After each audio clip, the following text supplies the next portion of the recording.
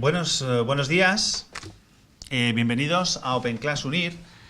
Como sabéis, esto es un formato de educación innovador, dinámico y que permite tratar todos los temas de actualidad a fondo y, lo más importante, con presencia de los actores, de los profesionales, de aquellos profesores que intervienen en la propia generación de la noticia. En este caso, hoy traemos una sentencia, una noticia muy reciente, que es la famosa sentencia Google o la famosa sentencia del derecho al olvido, y que, bueno, pues que entendemos que va a tener muchas más consecuencias que lo que hasta ahora hemos estado valorando de cara al nuevo reglamento de protección de datos europeo y de cara a la regulación que se va a hacer de todos los grandes operadores de gestión de información estadounidenses y que hasta la fecha, pues diríamos que campaban, operaban sin una aplicación específica o sin saber a qué normativas se les tenía que someter respecto al tratamiento de los datos personales. Y bueno, pues para mí es un placer presentaros a los profesores, a los profesionales que vamos a tener hoy, esquemáticamente, muy breve. A mi izquierda tengo a Adriana Rodríguez Miranda, que es licenciada en Derecho y Estudios Empresariales por ICADE, máster en Derecho a Nuevas Tecnologías y Executive Máster en Dirección de Sistemas de Información. El currículum es mucho más amplio, pero vamos un poco a resumir. A la derecha, muchos ya le conocéis, tenemos a Joaquín Muñoz, que es socio cofundador de Avanlex, y bueno, pues el estudio y el abogado que ha representado a Mario Costeja en la sentencia del Tribunal de Justicia de la Unión Europea frente a Google. También, bueno, pues máster en Derecho, en Negocio y Derecho de las Telecomunicaciones, es ponente y profesor en diferentes cursos de posgrado y, bueno, pues también habréis visto que colabora con muchos medios de comunicación. Y justo al lado mío, Samuel Parra, que es CEO en ePrivacidad, que es una firma dedicada ya, de nueva generación, dedicada a la privacidad de los ciudadanos en Internet y que en la actualidad representa a una veintena de casos en la Audiencia Nacional en relación al derecho al olvido. También es coordinador de un curso de especialista universitario en protección de datos en la Universidad de Murcia, miembro fundador de Asociación Derecho en Red, etcétera, etcétera, etcétera. ¿Cómo vamos a estructurar la Open? Porque son muchas las dudas, son muchas las preguntas que surgen respecto a las consecuencias de esta sentencia y, bueno, pues sobre todo nos gustaría priorizar las preguntas que nos habéis formulado antes de la clase y las que se vayan formulando a lo largo de la Open.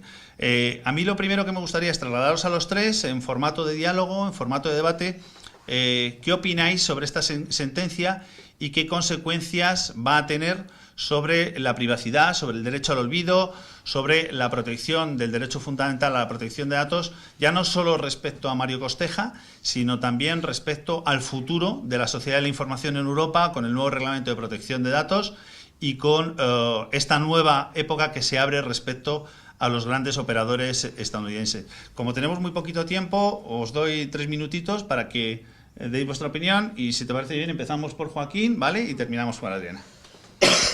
Pues buenas tardes y muchas gracias.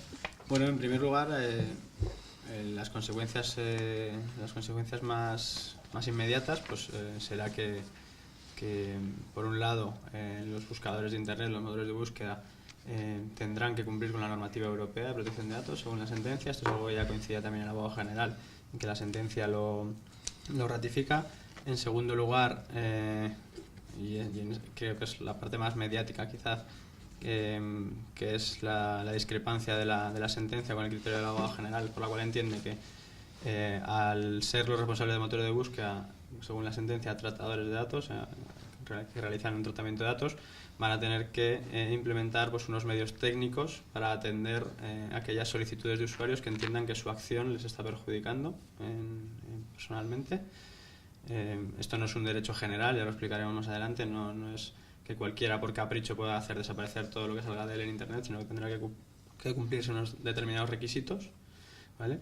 Y por otro lado, pues el que los usuarios sepan que tienen a su disposición también a las agencias de protección de datos o a los organismos nacionales de control, pues para que en caso de que una vez hagan las solicitudes a los buscadores y estas no sean atendidas como ellos consideran, pues puedan decidir entre si esa persona tiene derecho realmente a pedir al buscador que no indexe esa información o no.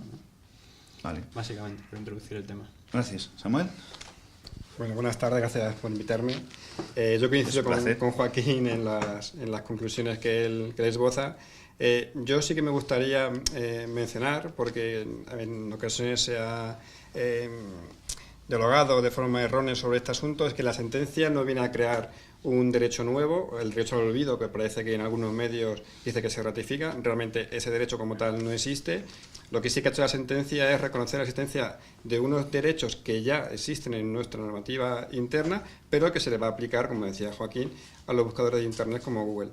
Yo creo que una consecuencia práctica de la sentencia va a ser quizás el despertar en los ciudadanos una preocupación por ver efectivamente qué es lo que dicen de ellos los buscadores, qué es lo que se puede encontrar en Internet cuando busco mi nombre, mis apellidos o cuando busco el DNI. Ese derecho a la privacidad que parece que está latente en la sociedad y que en ocasiones incluso estamos dispuestos a venderlo por un servicio gratuito o por unos pocos euros, creo que la sentencia va a despertar ese ánimo de los ciudadanos a buscarse en Internet y ver qué es lo que se encuentran. Y bueno, pues aquello que no les moleste y se respeten el resto de requisitos, pues podrán dirigirse a los buscadores, ahora sí, para que lo retiren. Vale, perfecto. Adriana. Muchas gracias. Bueno, pues en mi opinión, en primer lugar, la sentencia me parece un poco peligrosa desde el punto de vista de la seguridad del tráfico mercantil, puesto que si el legislador ha querido que determinada información sea pública en los boletines oficiales es por algo y corresponde a la persona que tenga un interés legítimo en consultarlo, en valorar la importancia y la vigencia de esa información. La sentencia me parece también en sí misma que es contradictoria porque por un lado admite explícitamente que la información, el tratamiento de esa información ahora mismo no tiene sentido porque es una información desactualizada y que ahora mismo no tiene relevancia, pero en cambio no se admite que esa información se cancele de la vanguardia y en cambio sí se cancele de Google. Así que si de alguna forma consideramos que un motor de búsqueda es un responsable subsidiario del tratamiento, le estamos dando un grado de responsabilidad mayor a lo que es el responsable subsidiario que al responsable principal. Luego, por otro lado, pues también en cuanto a lo que también creo que esta sentencia instala bastante inseguridad jurídica, porque bueno, lanza una serie de conceptos como la relevancia, la búsqueda por nombres y apellidos, pero no nos da pautas para aplicarla de forma práctica. También con respecto a Google, creo que hay una falta de proporcionalidad en cuanto a la carga económica y administrativa que se le está imponiendo a Google, que es dirimir una cuestión en la que andan en juego una serie de derechos fundamentales. Creo que también la inseguridad jurídica de esta sentencia radica también en la dificultad práctica de llevar esta sentencia a cabo. Y luego también, pues desde un punto de vista también social y sociológico, pues quería apuntar a que también pues pone en riesgo lo que es la neutralidad de la red, incluso en algunos casos podría afectar a la brecha digital de las personas según el perfil socioeconómico que tenga esa persona y crearse un Internet paralelo donde sí podamos consultar esta información. Y luego también quería también sobre todo hacer un llamamiento a la responsabilidad individual en cuanto a que, bueno, esto es un problema generalizado que estamos tendiendo a lo mejor a judicializar excesivamente los problemas personales y que, bueno, todos somos responsables de nuestra marca digital. Hay otros medios también para obtener este tipo de resultados y bueno, pues apelar un poco pues a la responsabilidad de cada uno por el contenido que hay sobre nosotros en la red, porque el hecho de estar en las primeras páginas de Google no es una cuestión inamovible, sino que también es una cuestión que implica, que está en nuestra mano y que implica un trabajo de marca personal, que creo que es una reflexión que nos tendríamos que hacer pues antes de acudir a Google, a la Agencia de Protección de Datos o a ningún tribunal. Bueno, muchas gracias, Adriana. Yo creo que Adriana sola ya ha puesto sobre la mesa un montón de cuestiones. Tendríamos aquí para debatir durante horas, pero vamos a intentar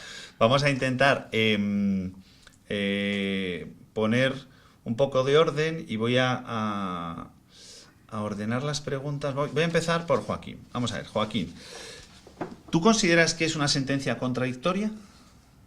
Es decir, lo que dice Adriana, en el sentido de que no obliga a la vanguardia a cancelar o a hacer desaparecer la información y, sin embargo, obliga a Google a no indexar, a no buscar esa información por entender que no tiene que ser indexada. Bueno, en ese sentido, como decía antes Samuel, el derecho de cancelación, el derecho de oposición, que es el que estaría vigente en este caso, precisamente concede al usuario la potestad o la capacidad de decidir quién trata su información o quién no.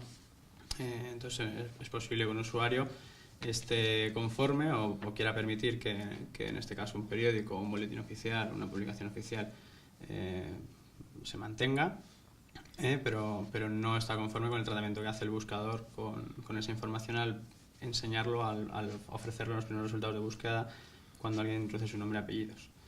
En nuestro caso en concreto, cuando la Agencia de Protección de Datos dictó esa resolución en ese sentido, diciendo que la información estaba lícitamente publicada en el periódico, pero que instaba al buscador a no mostrar los resultados de búsqueda, nos conformamos de alguna manera, porque lo que realmente le estaba haciendo un perjuicio a nuestro representado era precisamente la acción del buscador. Es decir, no le causaba tanto perjuicio que alguien, incluso sabiendo que esto había pasado, fuera periódico por periódico buscando en cada hemeroteca, introduciendo su nombre incluso en los buscadores de las hemerotecas, hasta encontrar algo. Entendíamos que si alguien tenía tanto interés en tener esa información, pues y gastaba tanto tiempo en encontrarla, pues casi hasta se merecía encontrarla.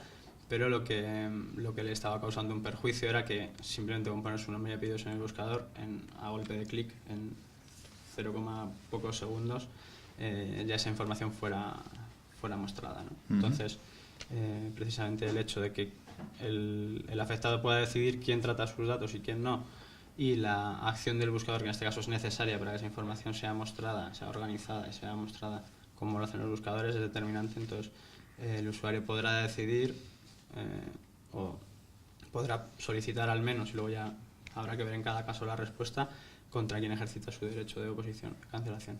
Vale. Samuel, Google, Bing, Yahoo, Ask, 200 ahora mismo, DAC, Wilp, ¿los buscadores tratan datos personales? Bueno, claro que los tratan, por supuesto. De hecho, los tratan en varias ocasiones. La primera vez cuando lo extraen de la fuente original, cuando extraen el dato personal del boletín o del blog donde esté, luego hacen un tratamiento específico para indexar u ordenar esa información dentro de su índice con el objetivo de mostrarlo al público al buscar algunas palabras clave. Y luego está ese tratamiento final, que es el mostrarlo efectivamente en su índice cuando se buscan esas palabras clave. Por tanto, lógicamente hace un tratamiento de datos, crea incluso unos ficheros propios que se llaman caché, donde almacena versiones propias del buscador para mostrarse cuando la página se ha caído o ha dejado de existir, pues la mantiene un tiempo vivas en su propia caché. Por tanto, sí, hacen un tratamiento de datos.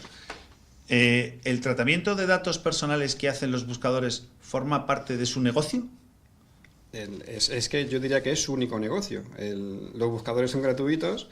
Los buscadores, como en este caso Google, ofrecen un servicio añadido consistente en mostrar publicidad en relación a las búsquedas que se hacen, y en muchas ocasiones esas búsquedas son relativas a personas. Por tanto, yo diría que es su negocio, vía publicidad y vía el tratamiento interno que hace de la información. Vale. A mí sí que me gustaría mencionar una cosilla que ha comentado Adriana en relación con los boletines oficiales. Lo primero habría que destacar que realmente el derecho al olvido, cuando lo ejercemos ante el buscador no va a eliminar nada del boletín, va a eliminar su propio resultado de búsqueda. La información va a seguir ahí. Pero es que además, ni siquiera, aunque nos podamos dirigir a un boletín oficial, hablando siempre de la versión oficial del boletín, no la copia que pudiera haber no oficial en la web incluso, ni siquiera la agencia va a estimar que se eliminen datos de la versión oficial del boletín. Sí podrá estimar que se eliminen datos de la copia que existe online, pero ese derecho de cancelación o oposición, igual a derecho al olvido, nunca se va a extender a eliminar publicaciones oficiales, en boletines oficiales. Podrá alcanzar a la desindexación vía propio boletín para que no indexen los buscadores, pero lo que es la supresión quedará siempre ahí en el boletín oficial. Perdona. No, sí. Son muchas las cuestiones que ha planteado. Sí, por supuesto, Adriana. A ver, yo en relación al último que ha comentado Samuel, yo quería apuntar que sí que hay sentencias de resoluciones de la Agencia de Protección de Datos en las que se ordena la cancelación de datos en boletines.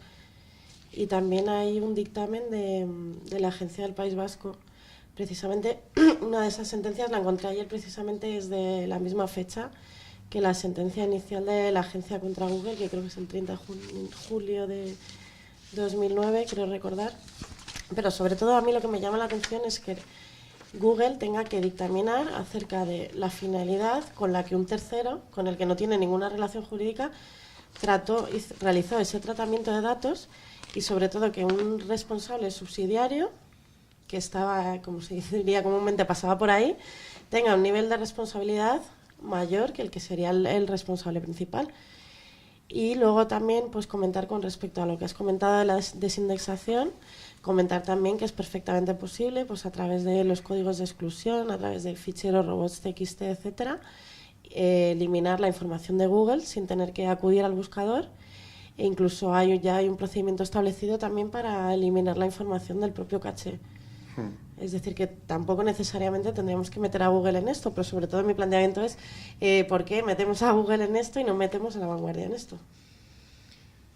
Bueno, un inciso.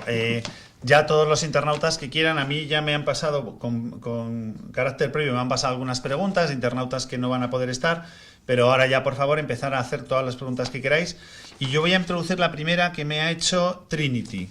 Y dice Trinity: ¿cómo puede ejercerse el derecho al olvido en lo referente a fotos cuyas personas están fallecidas por parte de familia descendiente, principalmente en Facebook? Empiezan tirando a la línea de flotación. Porque ya no estamos hablando solo de Google, estamos hablando en este caso de Facebook, pero como todo va interrelacionado, me hace una pregunta muy concreta. ¿Quién de los dos se la pide? Venga, Joaquín. Bueno, en este caso, para el caso de personas fallecidas no aplica el derecho a protección de datos, porque únicamente se aplica a personas vivas. En ese caso, los familiares lo que tendrían que hacer, de hecho, Facebook ya tiene una opción, si se refiere al perfil de una persona fallecida, Facebook tiene una opción de Facebook y Twitter, de lo que llaman perfil homenaje, o no sé cuál es la palabra concreta, o perfil tributo o homenaje, en el cual los familiares, acreditando que son familiares de esa persona, pueden solicitar o bien que se cancele el perfil o bien que se mantenga simplemente pues como un perfil público pero que no se pueda editar. Y respecto del derecho al olvido, si lo que quieren es eliminar las fotografías, podrían solicitarlo, pero el derecho a protección de datos es un derecho personal y solo puede ser ejercitado por personas vivas. Entonces, no cabría lo que llamamos derecho al olvido, derecho de cancelación por este motivo. Vale, Samuel. ¿Quería completar un poco? Sí, bueno. Completando lo que ha comentado Joaquín, que es un tema muy interesante, y estando totalmente de acuerdo con él, quería comentar también que en los últimos años hay gente que está realizando testamentos digitales, pues precisamente para dilucidar estas cuestiones antes de que no puedan opinar, y que algunos notarios los están aceptando estos documentos. O sea que es perfectamente posible establecer actos de última voluntad en relación con poder disponer con tus cuentas de correo y con tus perfiles en redes sociales, poder hacer actos de última voluntad e incluirlo en tu testamento digital. Samuel, ¿tú crees que el ciudadano, el usuario, es consciente de todos los datos personales que de manera voluntaria e involuntaria se vuelcan en la red por tu experiencia profesional?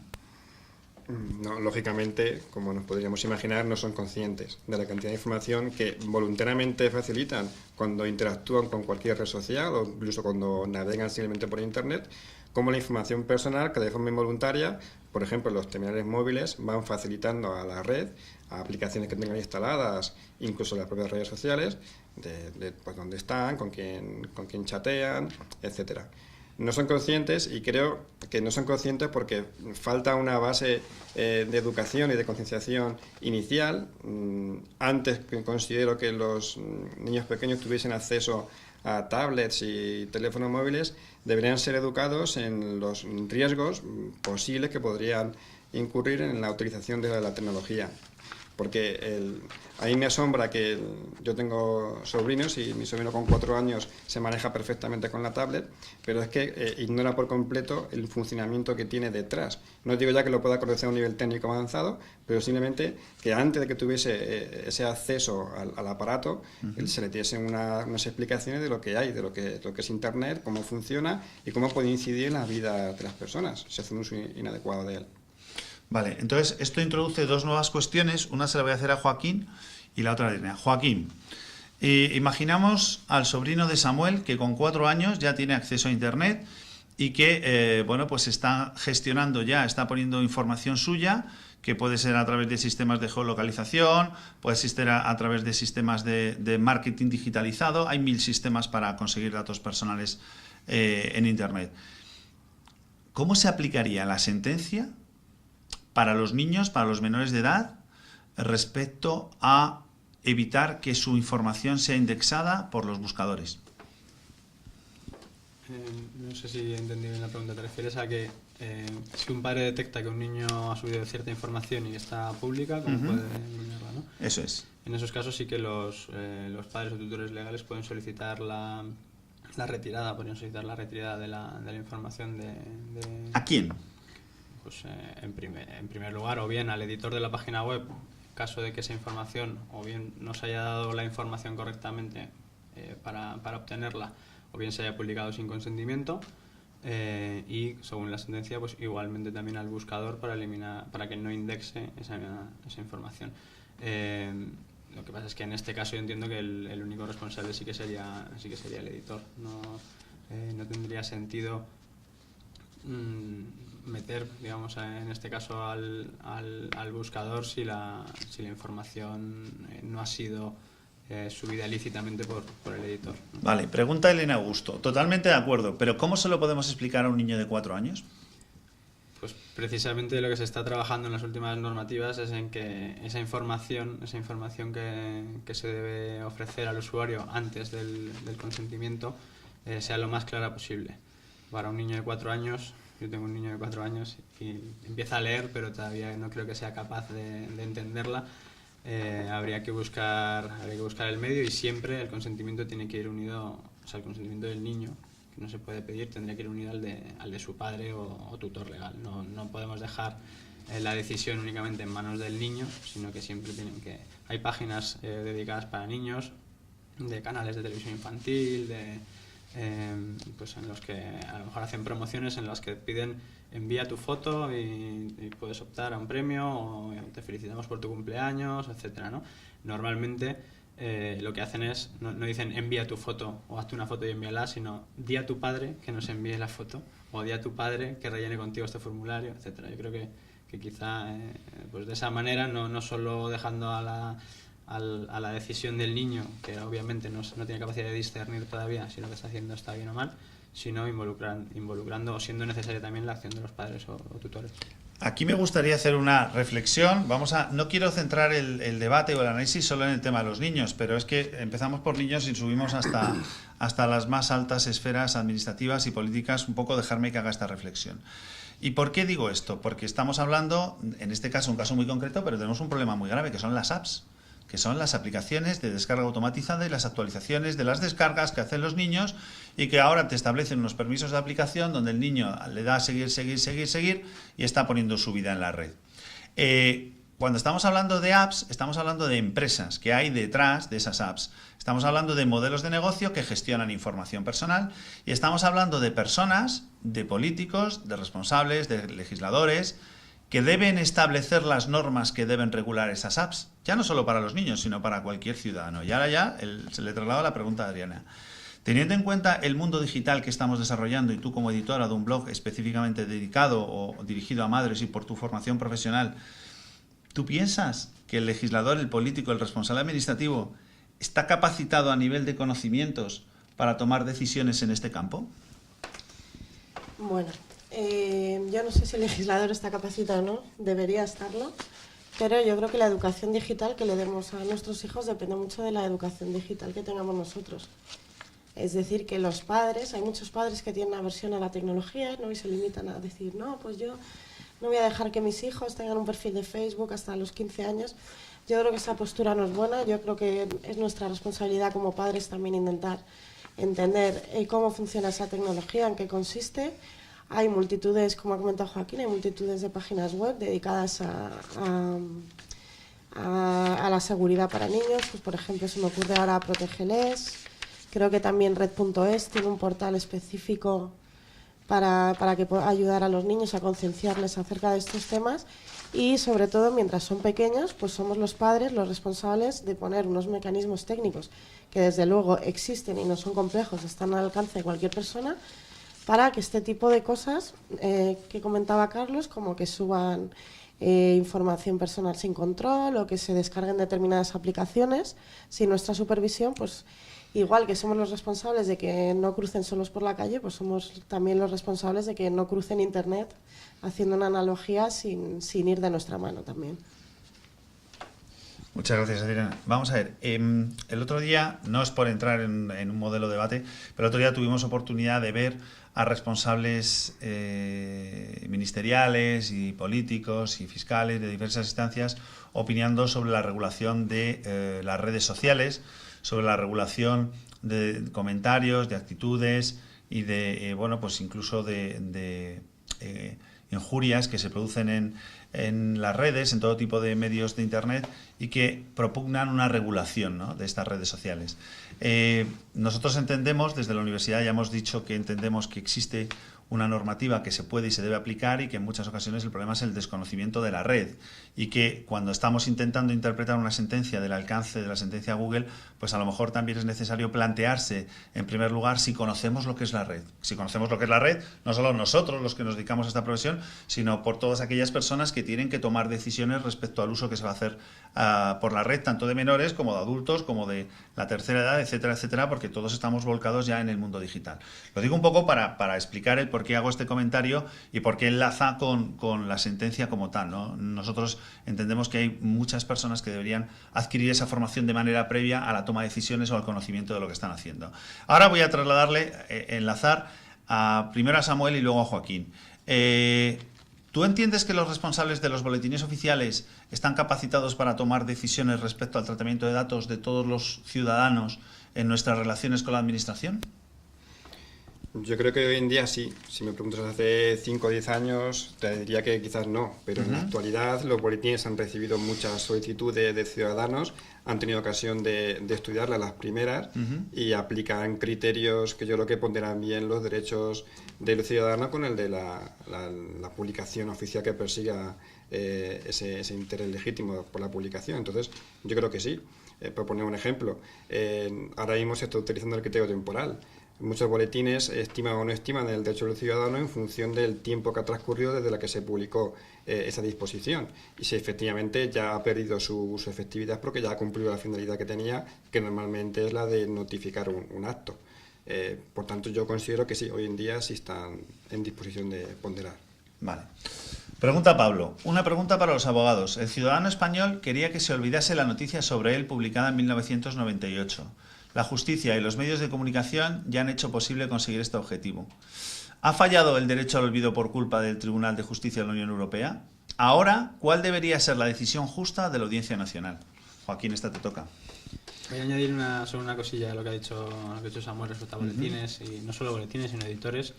Entiendo que hasta ahora lo que se hacía era simplemente los boletines, por ejemplo, un escaneo de una página completa de un boletín, lo cual al introducir el robot TXT pues afectaba prácticamente a todos los anuncios que había dentro de esa misma página. Lo que tendrán que plantearse ahora, tanto boletines como periódicos, etcétera, es cómo exhiben esa información. Es decir, si a lo mejor publican los anuncios individualmente y entonces se puede poner esa habilidad que aplica el robot TXT solo a un anuncio que ya deja de estar vigente, pero se puede mantener el resto, etcétera. Yo creo que esa reflexión, a pesar de esta sentencia, sí que debe seguir estando vigente tanto para boletines como para editores, ver la manera de establecer los medios técnicos para proteger esa información.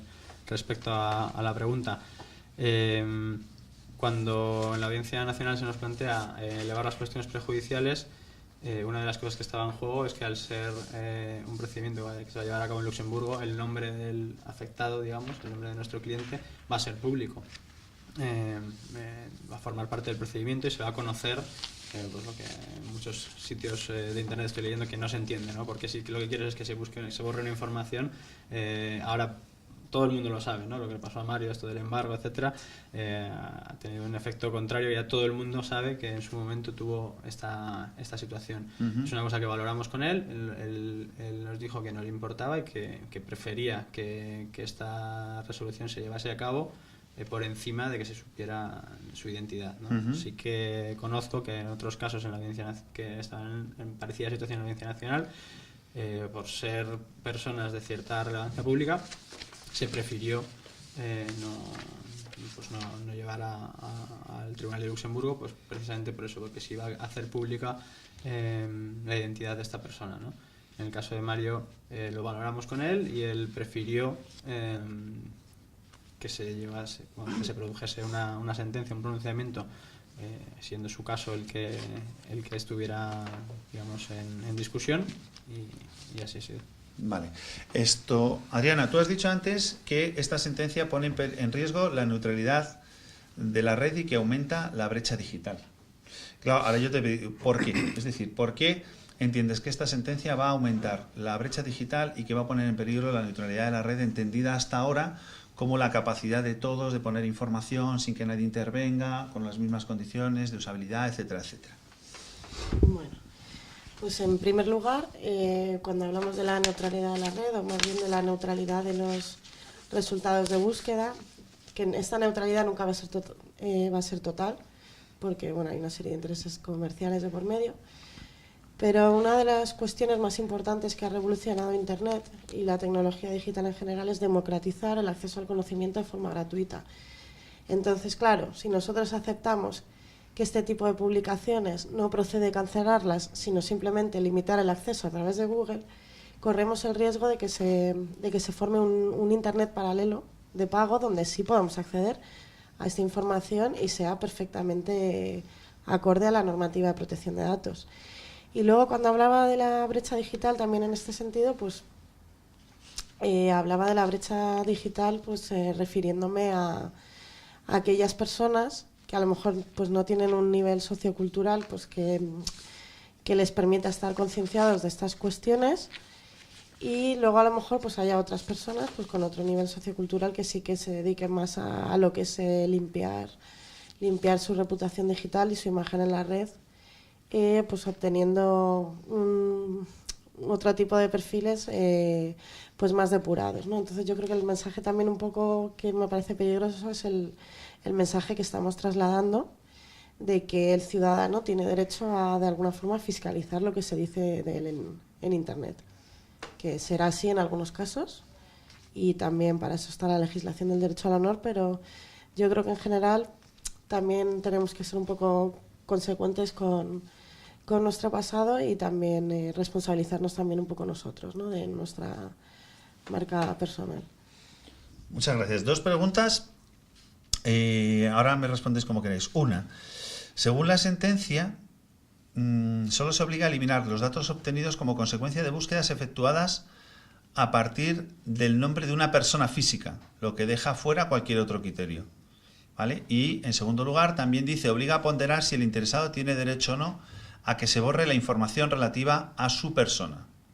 Es decir, que a Google se le deja discrecionalidad respecto a la decisión de si va a dejar de indexar o no esa información personal. Entonces, bueno, si queréis, un poco para partir, la primera. Joaquín, ¿eso quiere decir que se pueden hacer el que en una resolución, o que entendamos que la sentencia va a limitar esas búsquedas por nombre y apellidos, a partir del nombre, pero por la cantidad de datos personales que se definen como datos personales, por el resto de datos personales, la sentencia no limita? Y luego, para Samuel, la otra, ¿quién va a hacer esa ponderación o cómo se va a hacer esa ponderación de intereses en juego? Sí, bueno, la sentencia se limita a las búsquedas de nombre y apellidos. El resto de datos no estarían incluidos. Entonces, lo que limita la sentencia es que cuando alguien busque tu nombre y apellidos a través del buscador, pues no salgan determinados enlaces que el usuario solicite, y que luego el buscador o bien las autoridades nacionales determinen que no deben salir. lo que intenta evitar con esto es que se tenga a través de los buscadores un perfil digital de esa persona, de todas las publicaciones que hay sobre esa persona, que es la acción que hace realmente el buscador. Claro, pero fíjate lo que nos plantea David Avilés. ¿Qué puede hacer un señor que ha sufrido un juicio paralelo en los medios de comunicación por un delito que finalmente no ha cometido? En la red solo salen noticias en torno a esto, pero no a su inocencia, porque esa noticia ya no tiene morbo. ¿Cómo afecta esta sentencia en la práctica? Porque estamos hablando de un caso muy puntual, nombre, apellidos, pero claro, la gestión de información en Internet respecto a datos personales es muy amplia, muy vasta. Hay dos cosas que puede hacer. Por un lado, pedir la rectificación al medio de comunicación, es decir, la actualización de que la noticia, pues finalmente esa persona fue absuelta. Pues, una actualización por parte del medio de comunicación en la cual se diga que en su día la noticia fue esta, pero el resultado final fue que esta persona fue realmente absuelta.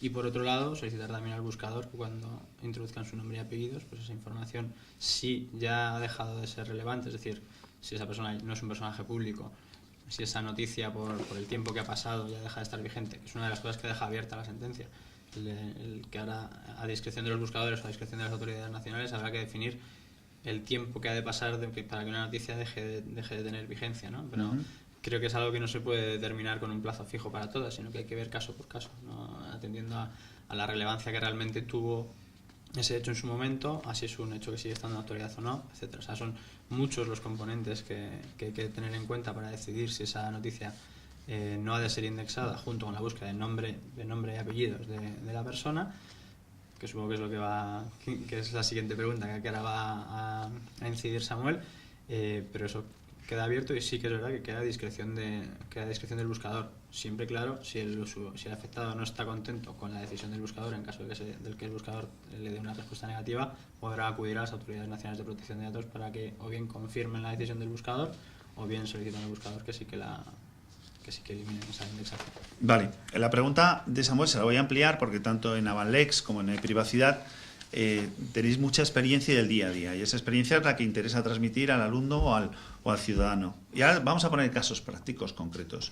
Vamos a hablar de la multitud de páginas web que, definidas como directorios telefónicos o guías telefónicas completamente ilegales desde el punto de vista de la normativa europea de protección de datos, simplemente pones tu número de teléfono y te sacan un plano de dónde está tu casa, tu dirección, absolutamente toda la información. Y sabemos todos que son ilegales y rastréalas porque no están, la mayoría no están en España y son empresas fantasma. Punto primero. Es decir, ahora estamos hablando de empresas a las que no vamos a poder perseguir y ahora vamos a hablar de buscadores. Una cosa es el buscador de Google, de Yahoo, y ahora vamos a hablar de buscadores de redes sociales, vamos a hablar de buscadores de páginas web, vamos a hablar de buscadores internos que también indexan información. Con lo cual, para la realidad de nuestro día a día y de la información, ¿cómo se va a ponderar, cómo se va a aplicar y qué consecuencias va a tener sobre todas estas nuevas fórmulas que están surgiendo de gestión de información personal de los ciudadanos? Has planteado una cuestión muy importante y es la posibilidad de perseguir a una página web que no se encuentra en el territorio nacional o incluso puesta fuera de Europa. Que eso contrasta con lo que comentaba Adriana de la neutralidad de la red. Yo creo que esta sentencia justamente lo que ha hecho es lo contrario. Ha venido a establecer las mismas reglas del juego para la empresa que está en España como la empresa que está en California. De manera que a nivel de tratamiento de datos personales, la empresa que está fuera de España se va a encontrar con los mismos impedimentos que la nacional. Pero bueno, el tema de la indexación en redes sociales y demás tiene en primer punto conflictivo el de cómo ejerce un derecho cuando la mayoría de las veces ni siquiera sé quién es el que trata la información. Estas páginas web que tú comentabas de directorios telefónicos casi nunca se identifican. Cuando se identifican, uno se da cuenta en cuanto empieza a investigar, en cuanto quiere ejercer los derechos contra ellas, que las direcciones que ha puesto no existen. Las cartas vienen devueltas y al final, investigando, ves que forman parte de una red muy grande a nivel internacional de tratamiento de datos personales en muchos países con un fin comercial. O bien vender las bases de datos en formato electrónico o bien a través de la clásica publicidad en las páginas web. Este es un problema que la sentencia no viene a resolver porque se enfoca en temas de los buscadores como es Google, cuando además concurren otras circunstancias adicionales, no solamente porque es un buscador. La sentencia habla de más puntos. Estas páginas casi siempre se van a encontrar fuera de la jurisdicción española, incluso a veces de la europea, porque como digo, hemos tenido casos nosotros que eran páginas que estaban en Rusia, que al final te das cuenta que el señor era un ruso, porque lógicamente pasada de ti completamente a cualquier petición. Esto es un camino todavía que está por recorrer y quizás lo que tenga que venir sean acuerdos internacionales que, al margen de las sentencias que pueda haber, establezcan unos límites al tratamiento de la información personal en territorios que están fuera de la Unión Europea. Vale, nos plantea Enrique Martínez una pregunta un poquito más compleja de tipo técnico. Dice, plantea varias preguntas. ¿Tiene alguno de los miembros del Tribunal o de la Audiencia Nacional la más mínima idea de lo que es el estándar de exclusión de robots? ¿Se ha barajado esta posibilidad en lugar de matar al mensajero, al buscador? Si no conocen este estándar, ¿cómo se puede tomar una decisión así? Esta es una pregunta técnica, no sé quién la quiere responder. Puedo responder yo. Vale. Si no, luego sí que te paso, Adriana. Vamos a ver, los miembros del Tribunal de Justicia Europea, los de la Audiencia Nacional y los de la Agencia Española de Protección de Datos, por supuesto que conocen el fichero de exclusión robot.txt. Y de hecho, una de las cosas que preguntan a Google es en qué consiste. Google en sus escritos obviamente lo explica técnicamente en qué consiste. Claro. De hecho, la agencia española, cuando se tiene que enfrentar ante una petición de un ciudadano frente a información publicada que no puede ser eliminada, como por ejemplo los boletines oficiales, lo que le dice al boletín oficial es que desindexe esa disposición. No que la borre, no que se borre la disposición, sino que simplemente la desindexe, y el mecanismo que utiliza, que recomienda, es el robot.txt. Ahora bien, este robot.txt realmente, si uno examina la tecnología que está detrás cuando se crea inicialmente y la finalidad que tiene, no es la de no indexar. El robot.txt está creado para no rastrear, que son dos cosas distintas. Por eso en ocasiones hemos encontrado con clientes que, a pesar de que en el boletín oficial estaba puesto la URL correspondiente en su robot.txt para no indexarlo, como había una tercera página web fuera del boletín que indexaba esa disposición, esa URL, con las palabras clave de nuestro cliente, su nombre y apellidos, daba como consecuencia que al buscar el nombre y apellidos seguía apareciendo el resultado. A partir de septiembre de 2012, Google modifica su resultado para indicar que muestro el resultado, la URL, y debajo pongo la coletilla de no doy más información en la descripción del enlace por el robot.txt, pero el resultado de búsqueda lo sigo dando. Es decir, sigue indexando el contenido. No lo rastrea, pero sí lo indexa. Por tanto, en respuesta a Enrique, decirle que sí lo conocen y de hecho lo están ejecutando. Como digo, no es la mejor vía de no indexar contenido. Hay otras mucho más eficaces que seguro que Adriana puede pero antes que responda Adriana, es que me has dejado algo sin contestar. Si quieres se lo pasamos a Joaquín y luego a Adriana. Me has dejado sin contestar antes que qué pasa con los buscadores internos de Facebook, de Twitter, etcétera, etcétera, porque ya amplío la pregunta. Hace escasamente 2 meses, todos conocéis el caso de la paliza que le dio una chiquilla a otra chiquilla en Barcelona, que salió, que nosotros solicitamos a Facebook que quitaran ese vídeo y que dijo que no violaba su política de protección o de frente a la violencia, ¿no? Eso fue la respuesta de Facebook. Y claro, en esos casos son 2 preguntas. Una, ¿qué pasa con esos buscadores internos? ¿Les afecta la sentencia? Y 2, ¿qué pasa ante decisiones que contravienen de una manera flagrante políticas de protección del menor y políticas de protección de datos de la Comunidad Económica Europea, que no son estrictamente de buscador, sino que son de operadores, pero sí podían encontrarse respecto a sus fundamentos jurídicos en la misma sentencia? Joaquín, Adriana, eso os lo paso a los dos. A ver, por un lado, la sentencia afecta a los motores de búsqueda de contenidos en Internet. Si estamos hablando de un buscador interno de una página web, de una red social, es la propia red social la que decide cómo ese motor hace las búsquedas, por lo tanto es la responsable. Otra cosa es en algunas páginas web en las que se utiliza un plugin o una funcionalidad de los motores de búsqueda para buscar dentro de su página web. En ese caso sí. Entonces, si lo que estoy haciendo es utilizar en realidad una búsqueda de Google para buscar contenidos en mi página web, sí que estaría afectado porque es a lo que afecta la sentencia. Pero imaginemos que una red social tiene su propio algoritmo de búsqueda y esa búsqueda no solo busca dentro de su propia red social, sino que también busca fuera. ¿También estaría afectada por la sentencia? Si busca en Internet, estaría afectada por la sentencia, claro. Si busca en todo Internet, digamos, estaría... Uno de los problemas que quizás, es lo que preguntaba Enrique, de matar al mensajero, etcétera, hay un pequeño problema, una pequeña confusión en pensar que muchas veces que Google o que algún buscador es Internet. Y no, o sea, es un agente más de Internet. Obviamente, como decía Adriana, democratiza el acceso a la información. Podemos estar de acuerdo en un montón de cosas. Incluso yo personalmente pues utilizo esas herramientas, etcétera. No tenemos nada en contra del buscador, pero sí que se tiende a pensar pues que, de hecho, cuando hasta se ha cambiado hasta el lenguaje, ¿no? Cuando digo voy a buscar algo en internet, ya no digo no voy a buscar algo en internet, digo voy a buscar algo en Google, voy a googlear, etcétera. Lo que hay que entender es que estos buscadores son empresas privadas que tienen unos rendimientos por la labor que hacen y que, por tanto, nosotros desde el principio siempre hemos dicho que obviamente entendemos que el responsable principal de eliminar la información es el editor, pero que por la acción, por esa descripción que hacen en la sentencia de qué es lo que hace Google, que Google almacena, copia, es decir, decide sobre qué se hace con esa información, debe tener alguna responsabilidad. No sabemos si mucha o poca, pero alguna responsabilidad debe asumir por su trabajo, por el negocio que ellos hacen con esa información. Entonces, por un lado eso, obviamente, el responsable principal siempre va a ser el editor de la página web, pero habrá algunos casos en los que, o bien porque no se localiza ese editor, o bien porque esa información está desactualizada, o bien porque el usuario entiende que lo que a él le afecta es realmente la acción del buscador, no que esté publicada en una página web que no lee prácticamente nadie, sino que al introducir su número de pedidos sale esa información. En esas ocasiones los buscadores tendrán que colaborar no con el borrado de esa información, sino con la no indexación de esa información unida al nombre y apellidos de una persona. Nos metemos en un campo nuevo, Adriana, y nos dice Enrique Martínez, porque... ¿Podría volver primero a...? Sí, cómo no, claro, por supuesto. Joaquín, es que se han ido quedando muchas cosas en el tintero.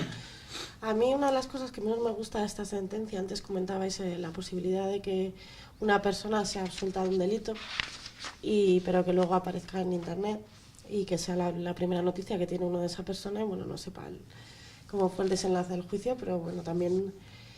Claro, esta es una de las dificultades, es trasladar a Google.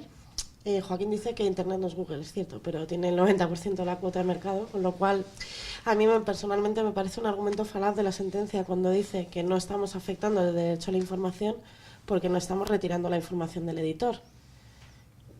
Sí, pero si no estás en Google, pues difícilmente nadie va a llegar a esa información, o sea que es un argumento un poco débil. Entonces, en ese sentido también una de las dificultades que plantea esta sentencia es el tema, pues por ejemplo, de determinar cuál es una relevancia pública y, pues por ejemplo, pues también puede absolverse a una persona, pues supongamos que una persona ha matado a su mujer y ha quedado acreditado este hecho y simplemente se le ha absuelto por un defecto de forma en el procedimiento o en la recogida de pruebas. Entonces, estamos poniendo en manos de Google una decisión tan delicada y la sentencia tampoco proporciona ningún tipo de pautas para decidir cómo vamos a aplicar que no es nuevo, como ha apuntado Samuel, no es un nuevo derecho, pero este seminuevo derecho al olvido o este pequeño subapartado dentro de lo que es el derecho de oposición.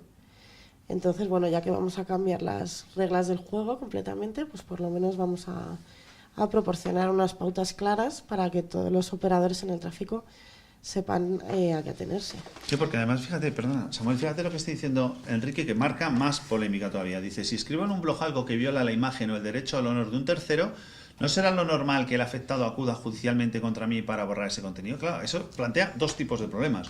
Primero, ¿cuándo se produce una violación de la imagen, el derecho al honor? ¿Cuándo se producen este tipo de delitos? Cuando un juez lo determina, cuando un juez condena en firme, cuando tenemos la oportunidad de la red también es que se pueden decir muchas cosas que en ocasiones se pueden considerar injuriosas, pero no lo son para un juez. Es decir, ahí lo que está planteando Enrique da mucho juego, ¿vale? ¿Quién dice si algo viola la imagen o el derecho o no? Es el juez. Y hasta que eso pasa, yo tengo que ver afectada mi reputación o yo tengo que ver cómo las búsquedas sacan ese comentario injurioso o esa calumnia o esa posible calumnia. Pedir medidas cautelares, yendo por los cauces del derecho al honor. Vale, habría que pedirlo por medidas cautelares. ¿No sería a través del buscador? Mientras tanto, el buscador podría buscar esa información. Pues es que aquí, claro, puede hacer cualquier cosa, porque algo que viola la imagen pues también podría ser un ilícito penal, un descubrimiento de secretos. O sea, habría que ver el caso particular, pero yo, si no me equivoco, yo creo que sí se podrían pedir medidas cautelares autorizadas por el juez. Las medidas cautelares, entre ellas, podría ser que no indexe Google o que se quite directamente del blog. Ahora ahí ya le podría tendría ser. que dar la palabra a mis compañeros que seguramente estén más informados de cómo funciona este tema en la práctica. ¿Cómo creéis que actuaría en este caso? A ver, yo quería una cosa Vale. muy rápida, que decía Adriana de que ahora que van a cambiar las reglas del juego, etcétera. Realmente no cambian las reglas del juego. Es que ahora va a haber reglas en el juego. Hasta ahora no había reglas. Para Google me refiero. Para el resto de empresas españolas sí las había.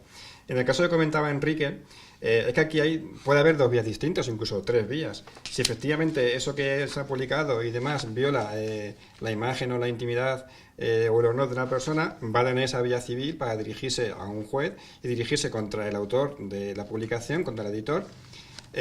O si considera que además está vulnerando su derecho a la protección de datos, pues tiene la vía administrativa, dirigirse a la agencia para que le inste al autor del blog a que retire ese comentario, esa noticia que contiene información personal, o incluso si es un ilícito penal, pues dirigirse por la vía penal, ¿no?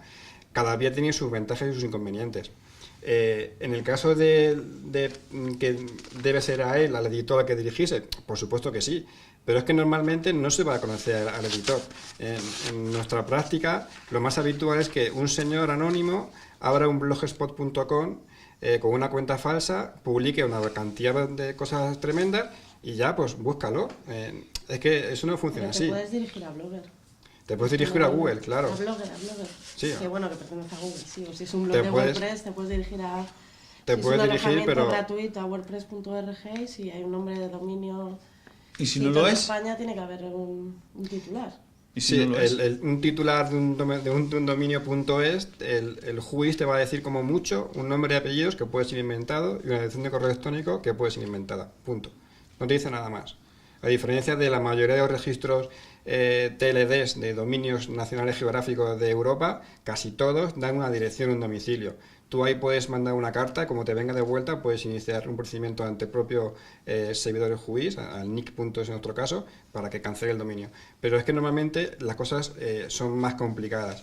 Y si alguien ha publicado información en un blog que supuestamente o él cree que va a vulnerar algún derecho, casi con toda seguridad lo habrá hecho de forma anónima, no se va a identificar. Tenemos que ir terminando porque estamos fuera de... Podríamos estar aquí 3 horas, pero yo no quería terminar sin una pregunta muy concreta que nos hace una persona, una madre, y que le preocupa bastante porque es un supuesto real. Un caso en el que, teniendo ella atribuida la guardia y custodia en las redes sociales, se está difundiendo una falsa imagen de que se ha producido un secuestro internacional y bueno, ya tiene la guardia y custodia y en las redes sociales se difunde una imagen que intentará borrar, pero el problema que tiene ella es Google. Es decir, ahora mismo esa búsqueda que se hace del nombre de su hijo o del nombre de ella devuelve una falsa imagen de un delito de carácter internacional y que está indefensa. Ahora mismo ella está indefensa. Esta sentencia en concreto a ella le proporciona una herramienta para evitar que la búsqueda de Google devuelva esa información. Por un lado, por el caso que comentas, entiendo que en esas páginas web o en esos blogs en los que se está intentando dar esa imagen de esa persona o esa acusación, obviamente no son medios de información, son simplemente blogs personales en que alguien que está intentando hacerle daño, está intentando causar esa imagen de ella, está trabajando pues para difundir esa información. En esos casos entiendo que no está amparado a esa publicación por el derecho a la información. En casos de los boletines oficiales, de medios de comunicación, etcétera, hay que contraponer el derecho a la información, con el derecho a la protección de datos. En esos casos habría que intentar discernir quién prevalece, ¿no? Que sería lo que se queda ahora en el tejado del buscador. En este caso es evidente que simplemente serán blogs personales en los que esa información se publica. Por lo tanto, que tiene que prevalecer el derecho a protección de datos. Habría 2 vías, como decimos, o bien a través de ponerse en contacto con el editor o a través de la vía civil de solicitar que esa información sea cancelada, o bien también solicitar al buscador que esa información, puesto que no constituye derecho a la información, puesto que es una información errónea, etcétera, no sea indexada junto a su nombre y apellidos. Sería el buscador el que tendría que decidir, pero en este caso entiendo que sería uno de los que está claro que al no haber una contraposición de derechos, simplemente habría que atender el derecho de protección de datos y proceder a la no indexación de esa información. Vale, aunque siguen entrando preguntas, pero estamos fuera de tiempo y bueno, pues intentaremos responderlas ya posteriormente en el chat. Nada más, se ha hecho muy corto y yo creo que bueno, pues que hemos puesto sobre la mesa una serie de cuestiones que afectan al derecho fundamental a la protección de datos y que iremos viendo, y no hemos tratado nada del futuro reglamento de protección de datos, que yo entiendo que va a ser interpretado, que debe ser interpretado y debe ser valorado a la luz de esta nueva sentencia que nos establece una serie de derechos que hasta ahora teníamos difícil ejercer y que bueno, pues que espero que tengamos oportunidad en nuestras aulas, en nuestra aula virtual, de irlo tratando a fondo a través de diferentes cursos, Masterclass o Openclass que vayamos desarrollando. Así que bueno, no sé si tenéis alguna cosa de última hora muy rápida para concluir. Samuel, Joaquín, simplemente que precisamente el reglamento, yo creo, el que esté en discusión ese reglamento es una de las cosas que ha dilatado la publicación de esta sentencia, porque yo creo que tanto el tribunal como el legislador europeo se estaban un poco esperando a ver qué iba a decir uno o el otro para ir en la misma línea, intentar ir en la misma línea. Vale, perfecto. ¿Quieres añadir algo para terminar, no, Samuel? nadie, gracias. Vale. ¿Adriana? No, bueno, lo último que quería añadir es que ojalá que se perfile un derecho al olvido, pero que en la práctica sea coherente y sea un derecho, que se haga una configuración restrictiva que no sea demasiado amplio como para llevarse por delante también otros derechos. Bueno, pues esperemos que lo que dice Adriana se cumpla y que tengamos claro cuáles son los derechos que se desarrollan a partir de esta sentencia y que no tengamos que tampoco estar a la luz de interpretación jurídica de conceptos que, bueno, pues que en el mundo de Internet lo que aparentemente es sencillo, la realidad está demostrando que se complica, y más si hablamos del mundo de los niños. Oye, pues muchísimas gracias a los tres. Lamentamos simplemente no hemos podido conectar con Mario Costeja porque está de viaje internacional. Supongo que tendremos ocasión otra vez de hablar con él y bueno, pues que él pueda exponer también su opinión. Y en nombre de UNIR, pues daros las gracias por este tiempo que habéis dedicado y esperemos que los alumnos hayan aclarado muchas de las dudas que tengan respecto a la sentencia. Buenas tardes y muchas gracias.